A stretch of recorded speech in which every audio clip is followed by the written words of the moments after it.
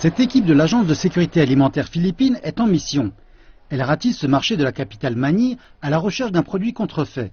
Et pas n'importe quel produit. On craint que du faux riz soit vendu dans le pays qui puisse ne pas être consommable.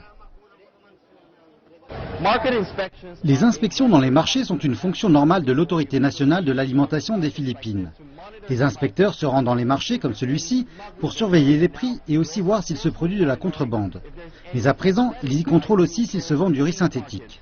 There is a cut, and that is the primary characteristic, the cut.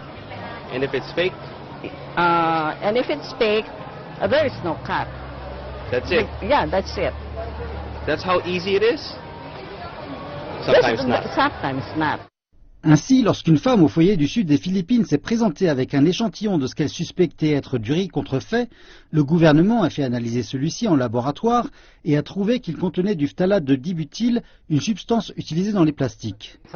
Je ne dirais pas que c'est une substance nuisible, mais ce qui est clair, c'est qu'il ne s'agit pas d'une substance de qualité alimentaire. Aucun autre échantillon n'a jusqu'à présent été testé positif aux contaminants, mais les rumeurs sur la diffusion du riz présumé contrefait ont engendré des peurs et dans cette ville, on soupçonne que des problèmes de santé puissent avoir été causés par la consommation du riz contrefait.